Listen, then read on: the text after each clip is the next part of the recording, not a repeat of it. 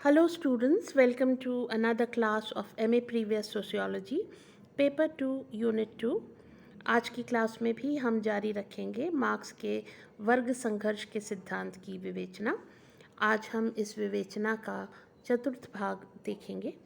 मैं Anupama Saha, associate professor sociology, government college Sirohi, Rajasthan.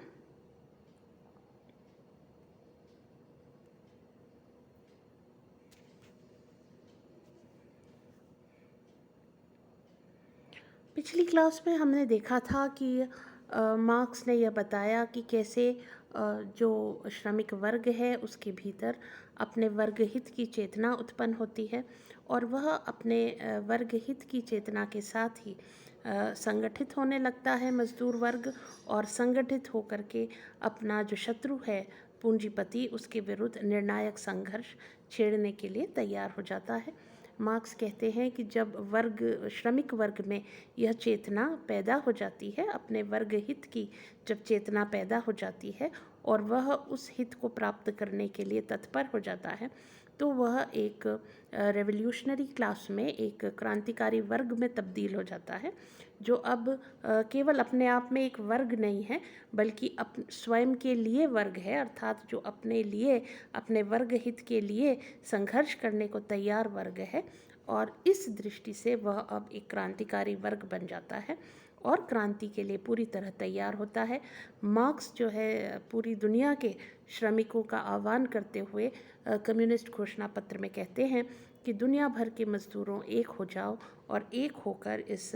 शोषणकारी पूंजीवादी व्यवस्था का नाश कर डालो। तुम्हारे पास खोने के लिए सिर्फ तुम्हारी बेड़ियां हैं, क्योंकि तुम्हारे पास खोने के लिए कुछ नहीं है, क्योंकि तुम्हारे पास कुछ नहीं है, तुम सर्वहारा हो। तो तुम्हारे पास खोने के लिए सिर्फ तुम्हारी बेड़ियां हैं, लेकिन पाने को है संपूर्ण विश्व। तो यह आह्वान वो श्रमिकों से करते हैं कि वे संगठित हों और इस शोषणकारी व्यवस्था का नाश करें। तो जो अगला स्टेप होता है, अगला चरण है वर्ग संघर्ष का, वह है रेवोल्यूशन या क्रांति।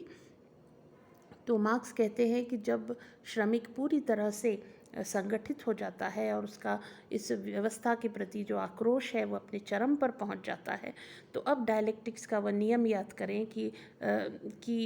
जो परिवर्तन है पहले मात्रात्मक होता है और जब वह अपने चरम पर पहुंचता है तो वस्तु के गुण में ही बदलाव आ जाता है। तो वास्तव में अब वह आक्रोश जो है श्रमिक का, वह अपने चरम पर पहुंच गया है और वह अब इस व्यवस्था का नाश करने के लिए तैयार है। अब वह व्यवस्था के आमूलचूल परिवर्तन के लिए तैयार हो जाता है और मार्क्स यह कहते हैं कि एक रक्त रंजित क्रांति होगी और उस क्रांति के परिणाम स्वरूप जो पूंजीवादी व्यवस्था है उसको समूल नष्ट कर दिया जाएगा। पूंजीवादी की जो ताकत है वो पूरी तरह से ख़त्म कर दी जाएगी और जो उत्पादन का साधन है, जो इंडस्ट्री है, उस पर से पूंजीपति का कंट्रोल, उसका निजी जो उस पर नियंत्रण है वो समाप्त हो जाएगा। और इस तरह से पूंजीवादी व्यवस्था इस रेवोल्यूशन के बाद, इस क्रांति के बाद पूरी तरह से नष्ट हो जाएगी, ख़त्म हो जाएगी। और उसके बाद वे कहते हैं कि डिक्टेटरशिप ऑफ द प्रोलेटेरिएट, यानी जो श्रमिक वर्ग है उसकी तानाशाही। तो देखिए, ये वो स्थिति है जिसके बारे में मार्क्स कल्पना कर रहे हैं कि मज़दूर एक समय एक होंगे और एक होकर के क्रांति करेंगे और क्रांति के परिणाम स्वरूप जो पूंजीवादी व्यवस्था है उसका नाश हो जाएगा। और जब पूंजीवादी व्यवस्था का नाश हो जाएगा तो एक थोड़े से समय के लिए जब समाज में थोड़ा सा केओस होगा, डिसऑर्डर होगा, क्योंकि चली आ रही व्यवस्था पूरी तरह से समाप्त हो जाएगी, तो उस जो स्थिति है समाज की जिसमें पूंजीवाद का नाश हो गया है, पूंजीपति ख़त्म हो गए हैं और उद्योगों पर से पूंजीपतियों का नियंत्रण समाप्त हो गया है, तो स्थिति को पुनः व्यवस्थित करने के लिए कुछ समय के लिए, एक अस्थायी समय के लिए जो श्रमिक वर्ग है उसका कंट्रोल हो जाएगा और वह उद्योगों पर अपना नियंत्रण स्थापित कर लेगा श्रमिक वर्ग। और इस कारण कुछ समय के लिए श्रमिकों की तानाशाही या डिक्टेटरशिप ऑफ द प्रोलेटेरिएट स्थापित होगी। और उसके बाद वह कहते हैं जो अगला चरण होगा वह होगा इनॉग्रेशन ऑफ कम्युनिस्ट सोसाइटी। तो मार्क्स ये कहते हैं कि जब पूंजीवादी व्यवस्था का नाश हो जाएगा, पूंजीपतियों का जो नियंत्रण है वह उद्योगों से ख़त्म हो जाएगा, और उसके बाद जब उद्योगों पर श्रमिकों का नियंत्रण हो जाएगा तो उसके बाद एक बार पुनः समाज व्यवस्थित होगा, अर्थव्यवस्था व्यवस्थित होगी। और जब यह सब हो जाएगा तो उसके बाद में जो कम्युनिस्ट सोसाइटी है अर्थात साम्यवादी समाज है उसका उद्घाटन होगा, उसकी स्थापना होगी। और यह एक ऐसा समाज होगा जिसमें किसी भी तरह का वर्ग भेद नहीं होगा, सभी मिलकर उत्पादन करेंगे और उत्पादन के साधनों पर किसी तरह का निजी नियंत्रण नहीं होगा, समुदाय का नियंत्रण होगा उत्पादन के साधनों पर। सभी मिलकर उत्पादन के संगठन में योगदान देंगे और जिसको जितनी आवश्यकता होगी उतना उसे प्राप्त होगा। तो मार्क्स कहते हैं ये धीरे धीरे होगा। पहले एक सोशलिस्ट समाज आएगा, एक समाजवादी समाज की स्थापना होगी जिसके अंतर्गत राज्य होगा और राज्य का जो है वह नियंत्रण होगा उत्पादन के साधनों पर, और प्रत्येक व्यक्ति जो है वह उत्पादन के जो संगठन है उसमें अपना योगदान देगा और जो जितना योगदान देगा उसको उतना प्राप्त होगा। तो सब अपनी अपनी योग्यता और अपनी अपनी क्षमता के अनुसार उत्पादन के संगठन में योगदान देंगे और जो जितना योगदान देगा उसको उतना मिलेगा। तो यह जो समाज होगा उसमें वर्ग विभाजन नहीं होगा, निजी संपत्ति की कोई अवधारणा नहीं होगी और सब मिलकर उत्पादन के संगठन में अपना अपना योगदान देंगे और सबको उनकी योगदान के अनुसार प्राप्त होगा। और फिर वह कहते हैं कि धीरे धीरे हम समाजवादी समाज से एक साम्यवादी समाज की ओर बढ़ेंगे और जो साम्यवादी समाज होगा उसमें समुदाय का नियंत्रण होगा उत्पादन के साधनों पर और सभी मिलकर उत्पादन के संगठन में अपनी योग्यता और अपनी क्षमता के अनुसार योगदान देंगे और जिसको जितनी आवश्यकता होगी उसको उतना प्राप्त होगा। तो योगदान सभी देंगे, सब अपनी योग्यता, सभी अपनी क्षमता के अनुसार जो उत्पादन की प्रक्रिया है उसमें हिस्सेदारी करेंगे, लेकिन जिसकी जितनी आवश्यकता होगी उसके अनुसार उसे प्राप्त होगा। ये एक ऐसा समाज होगा जिसमें पूर्ण साम्य होगा, जिसमें किसी तरह का वर्ग विभाजन नहीं होगा, किसी तरह का शोषण नहीं होगा। और मार्क्स तो यहाँ तक कहते हैं कि ऐसे समाज में स्टेट भी धीरे धीरे, राज्य भी धीरे धीरे समाप्त हो जाएगा, क्योंकि राज्य की अब आवश्यकता नहीं रहेगी, क्योंकि राज्य तो मुख्यतः पूंजीपति के हितों की साधना करने का ही एक साधन था, उसके हितों को पूर्ण करने का एक साधन था। अब जबकि पूंजीपति नहीं होंगे, कोई ताकतवर शक्तिशाली वर्ग नहीं होगा, सभी एक समान होंगे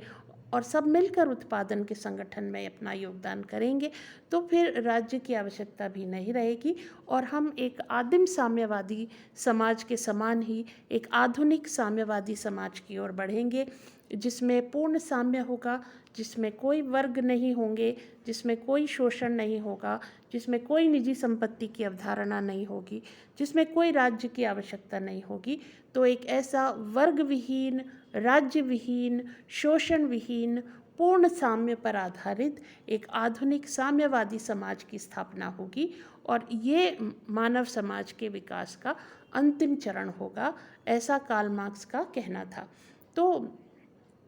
कार्ल मार्क्स के जीवन काल में जब वह यह सिद्धांत लिख रहे थे उस समय यह क्रांति नहीं हुई थी और न ही किसी साम्यवादी समाज की स्थापना हुई थी, बल्कि उन्होंने भविष्यवाणी की थी कि पूंजीवादी व्यवस्था जो इतनी शोषणकारी व्यवस्था है वह अपने आंतरिक विरोधाभासों के कारण एक दिन एक रक्त रंजित क्रांति के द्वारा विनाश की ओर बढ़ेगी और फिर उसके विनाश के बाद श्रमिकों की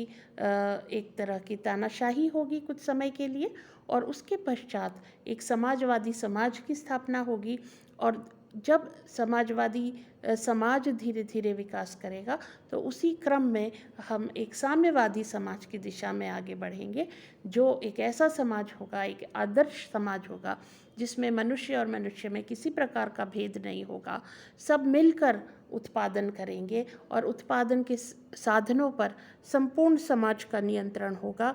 और सभी सदस्य मिलकर अपनी अपनी क्षमता और योग्यता के अनुसार उत्पादन के संगठन में योगदान देंगे और जिसको जितनी आवश्यकता होगी उसको उतना प्राप्त होगा। तो यह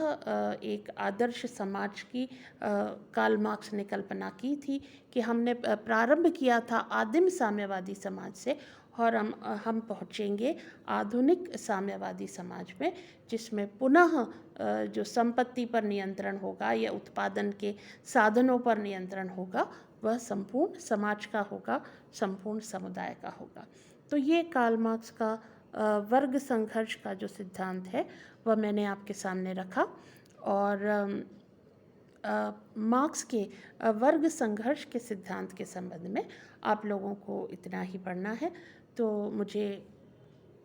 पूरी उम्मीद है कि मैंने जो आपको विवेचना प्रस्तुत की कार्ल मार्क्स के वर्ग और वर्ग संघर्ष के संबंध में जो विचार हैं उनके बारे में, वह आपको उपयोगी लगी होगी। आपके फीडबैक का मुझे इंतज़ार रहेगा। आपके मन में यदि कोई सवाल, कोई संशय है, कोई डाउट्स हैं तो आप ज़रूर मुझसे पूछ सकते हैं कमेंट बॉक्स में जा कर के, या आपका जो व्हाट्सएप ग्रुप है उसमें भी आप अपने क्वेरीज़ डाल सकते हैं और मैं कोशिश करूँगी कि आपकी जो भी शंकाएं हैं, आपकी जो भी जिज्ञासाएं हैं, आपके जो भी सवाल हैं उनका भी जवाब दे सकूं, उनका मैं समाधान कर सकूं। आप सभी का बहुत बहुत धन्यवाद।